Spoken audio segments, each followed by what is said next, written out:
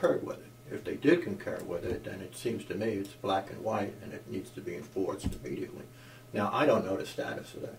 I don't know whether she did or didn't, but that's something I think we need to, I think we need to find that out. follow up on it, and you know, and I think that's a very appropriate thing to do. I think we're going to generate a lot of discussion, pro and con, on this. But it seems to me that if that hasn't occurred, then it needs to occur, and then we'll be on solid ground. I believe I also recollect that. Okay, and I frankly don't think that was done. I'm not positive of that, but I'm not sure that we have a legal opinion. We should probably do that before we really get into a lot of discussions on this stuff, because if we get a cut and dry legal opinion, that's going to take care of it unless there's legislation. Yeah, I would prefer not to beat this to death for 18 days. No, no. If in fact the state attorney general is going to come back and say, yeah, guys, you missed the boat on this, so let's get going, and you know, end the discussion and we move forward. But, is this the policy? Is this? Yes. Yes, it is.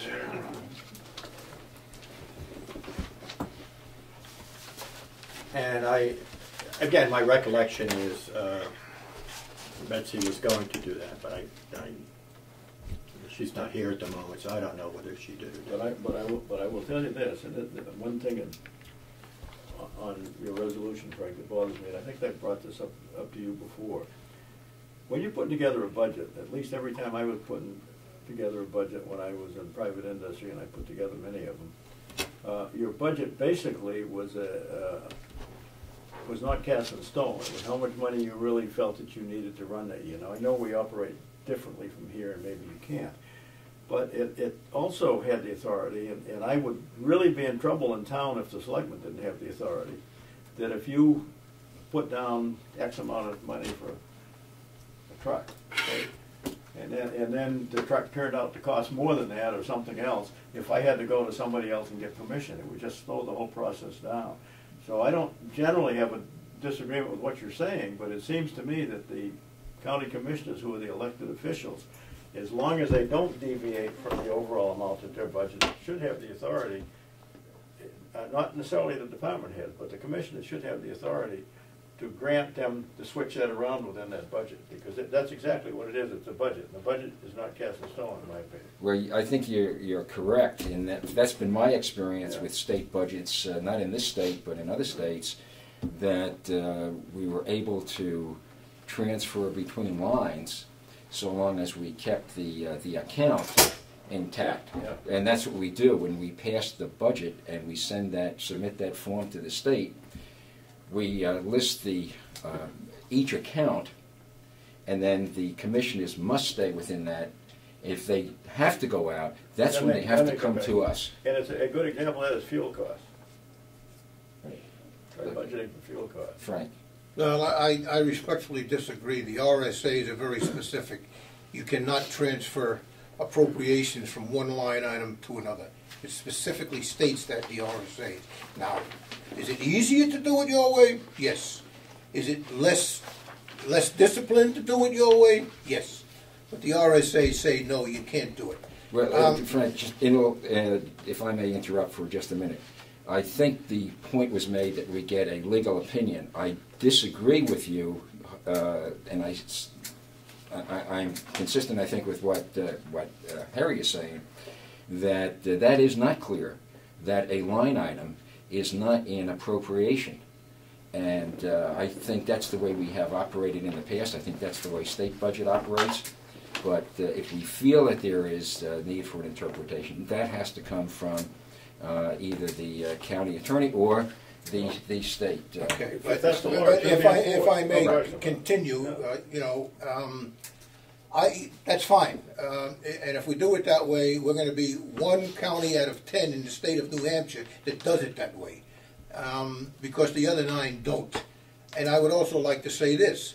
If we put all the time and the effort and the money in, the travel pay and all the rest of it, to go through and make up a budget, line item by line item by line item, What's the sense of that? If we're going to say, oh, you know, all we care about is the bottom line, move it around, do whatever you want, as long as you don't go above your bottom, why don't we just say, okay, fine, we'll make up a budget and we'll give them a bottom line, and that's it. Can I Yes, go ahead. Frank, let me give you an example. Now, you've said that in here, you've given the county commissioners the authority to make these changes under $1,000. I just said that. You just read it, okay? Let's assume that I've got some kind of a piece of equipment, and I really need this equipment to function, okay? But the cost of replacing this equipment is $1,200. You want to call the whole convention together and hold things up until that happens? I don't see. No, sir, I don't want to call the entire convention together. That's why we should have an executive committee, so that only 3 or 4 people are called, and they have the authority to say yes or no, not the entire convention.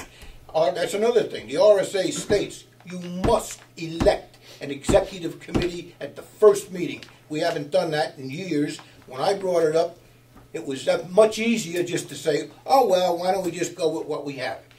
Well, Let me just- there's a dozen places. The whole committee was the There's a executive dozen committee? places in here where it gives the authority to the executive committee, and also, and that's why the RSA says at the first meeting you must elect an executive committee. Let me just try to clarify that, and I'm not sure my opinion will be accepted, but there's nothing prohibiting the convention from being the executive committee. The offices may be the same, the membership may be the same.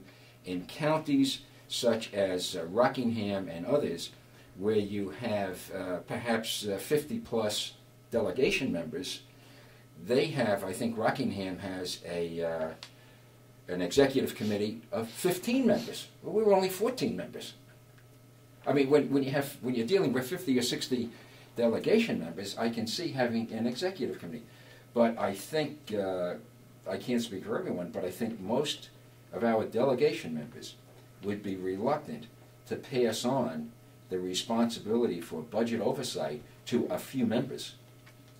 I think we have an exceptionally detailed approach to the budget right now, where we have our subcommittees getting into the line-by-line item of each department's budget. Well, And then bringing that back. Those committees don't make the budget. They just bring back a recommendation.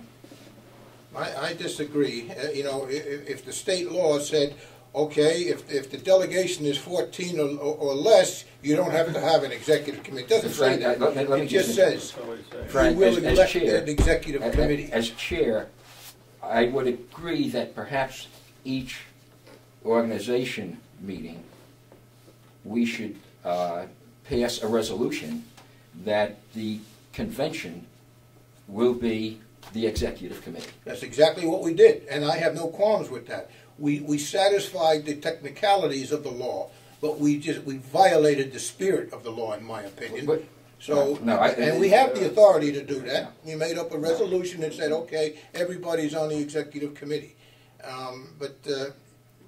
You know, the law says the executive committee has to be elected, and the chair, the vice chair, and the clerk are not necessarily the chair, the vice chair, and the clerk of the executive committee. They can be separate leaders. You can have the chair of the executive committee and then the chair of the delegation, 2 different people.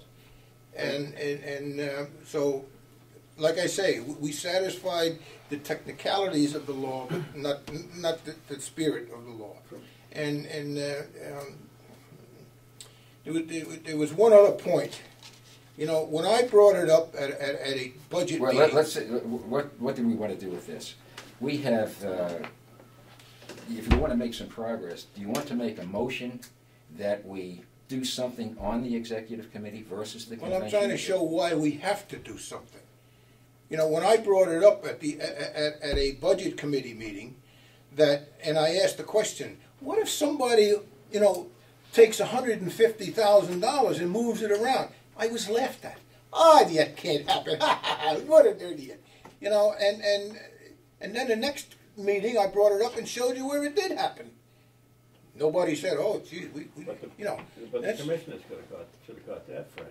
Pardon? Commissioners should have caught that. But No, but I don't see. we're the ones who are responsible for the money, I'm not not the in commission. favor of letting 2 or 3 members of the delegation make a decision to agree or override the county commissioners without having any input from the rest of the delegation. It's too easy to load a 3-person commission.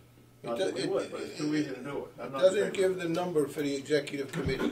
It just says that the executive committee has a chairman, a vice chairman, and a clerk, just like the delegation. You're going to have 10 members on the executive committee. You're going to have all 14, which is what we have. So what Betsy did is okay. That's right, except that the way it was done. It was done 6 months after the first meeting, I grant you that. Well, that's why and it was done as just to make it easy. that's why I listed here. This is an item. It's a point of contention for some about the way we operate as a convention versus an executive committee. That's an easy item to take care of if we want to do it. And it seems to me that perhaps we should have in our policy a statement that simply says, at the first organization meeting, we would determine the makeup of the executive committee. Exactly, and you know, that's another thing that I brought up. I had booklets from the other counties that they put together, especially for new members of the county delegations, that went through all of this, and I proposed that we make up a booklet like that. But again, Let me say one thing. I did bring in booklets, as a matter of fact, from Grafton and from Rockingham and Stratford, and they really don't go into that detail. You can take a look at the Grafton book, for instance, which is a fairly small one, but and I thought I had it here. I know I have it here. So small you can't find it. Well, No, it's but there are very few pages in here that deal with policy, and you know, you're certainly welcome to take a look at this, but not to say that we should not have it, but it seems to me that if we're going to talk about policy, there are a few things we want to tick off here, so we have them down and we operate consistently one delegation to the next. well, let me just go into something similar to this. But there are at least a couple of counties, 3, maybe even 4, that have laws on the books that are specific to that county only. And this is a typical one. I won't give you the name of the county.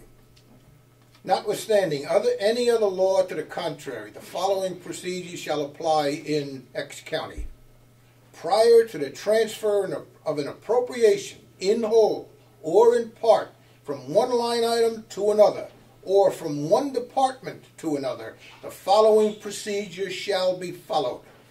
A request to transfer an appropriation in whole or in part must be made in writing by the department head elected or appointed to the county commissioners, who, if they approve same, shall report in writing their recommendation to the executive committee. The commissioners shall request in writing all interdepartmental appropriation transfers. The county executive committee, by majority vote, may approve such transfer of funds in whole or in part. That is state law specific to, I think this one is Stratford or Rockingham, one of those counties. But there are several counties that have RSAs just like that, specific to that county. Okay, I think a key word here is interdepartmental. That is what we do right now. We never transfer money, to my knowledge, from one department to another without approval of the convention. That happens every time. It says line item to line item, Well, or interdepartmental. well, we do not make interdepartmental, the commissioners do not make interdepartmental transfers without permission of the delegation. The problem I have with that, Joe, is I think, and I do think, any changes in here, she has to go through the commission. But we elect them, and they should have the responsibility to do it. I'm not a bureaucratic person. I hate levels of bureaucracy. And it seems to me that on some of these items, that they need to be held responsible to have the authority to do it, or we ought to fire them, get somebody else, rather than create another level of authority to do it. Let me ask.